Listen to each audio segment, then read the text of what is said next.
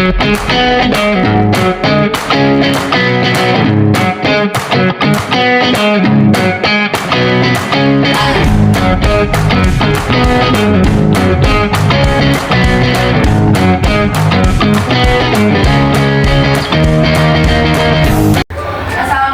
warahmatullahi wabarakatuh.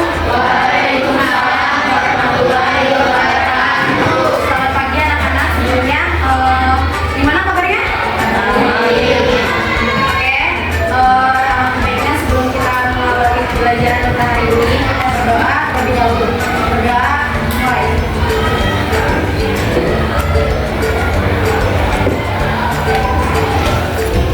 Berdoa selesai. Jadi hari ini pembelajaran hari ini itu yaitu komunikasi yang efektif. Sebelumnya kalian udah tahu kan komunikasi itu apa? Jadi di sini kita akan melihat komunikasi yang efektif dengan orang-orang yang sering kalian temui dulu ya. Tanya dulu ya. Jadi tapi kita misalnya kali ini beda dengan yang lain, kita scan, oke? Bantuin dong. Oke, langsung saja. Jadi untuk gambar hadirnya kalian scan aja, boleh ya?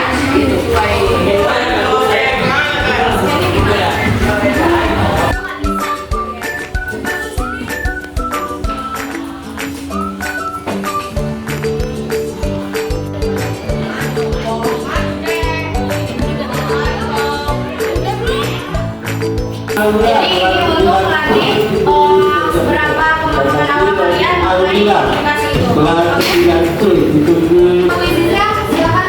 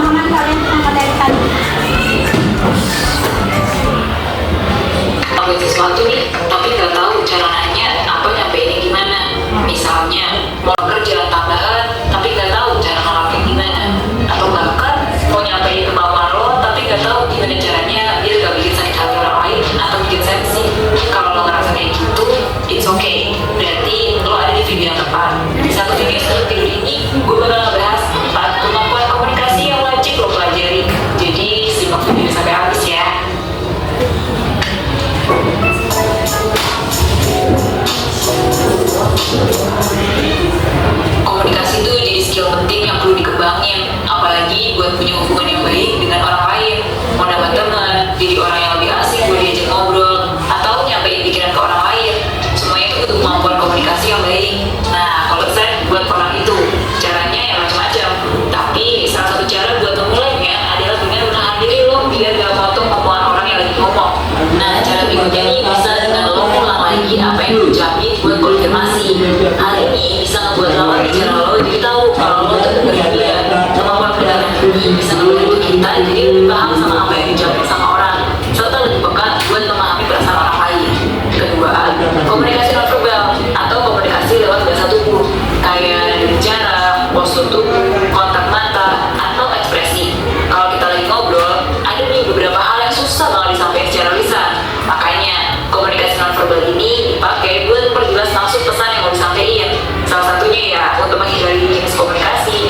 Nah, buat prakteknya lo bisa cari tahu dulu gimana kemampuan komunikasi nonverbal lo, atau apa sih yang bisa lo kembangin lagi. Misalnya kalau lo terbiasa nih ngomong sambil melipet tangan di dada, orang lain tuh bisa banget nih mikir kalau lo lagi bete atau tertutup.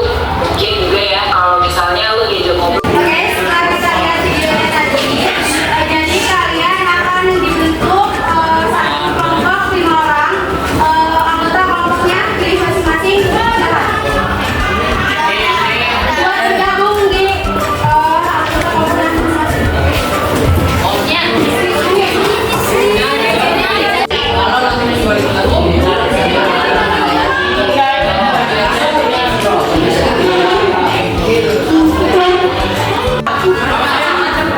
Setelah dibagi kelompok kalian dulu, jadi tugasnya yaitu kalian cari dampak dari komunikasi yang tidak efektif itu seperti apa dan bagaimana upaya untuk menjadi komunikasi yang efektif.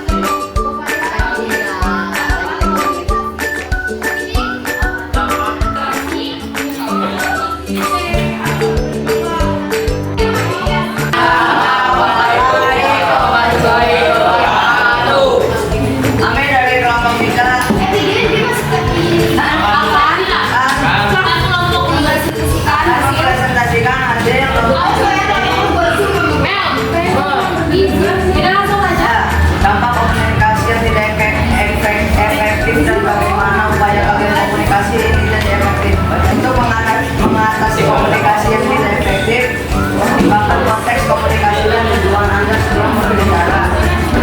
Pahami emosi, latih, dan refleksi. Udah. Oke. Kasih tepuk tangan ya.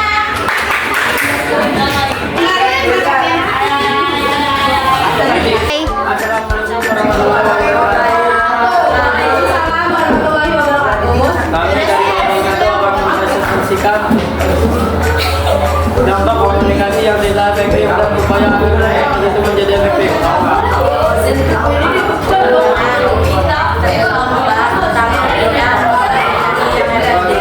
Komunikasi yang tidak efektif dapat berdampak negatif sedangkan komunikasi yang efektif dapat membantu seseorang mencapai tujuannya.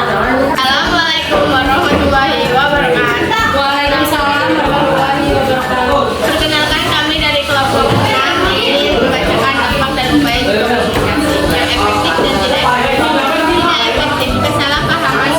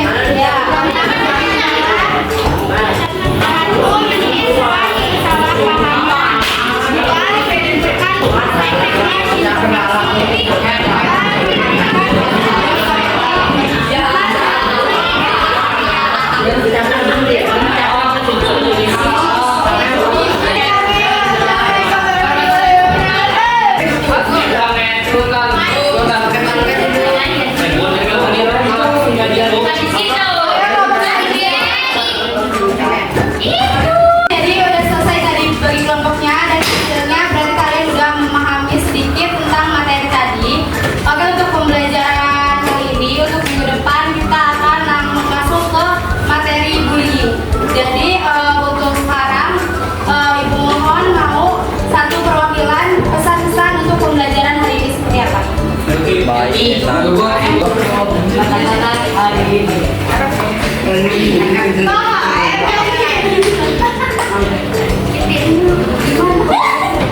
Pesan-pesan buat pembelajaran hari ini. Terus karena udah main game. Oke, terus pesannya apa? Apa? Coba. Kasih waktu untuk bermain game. Apa sih?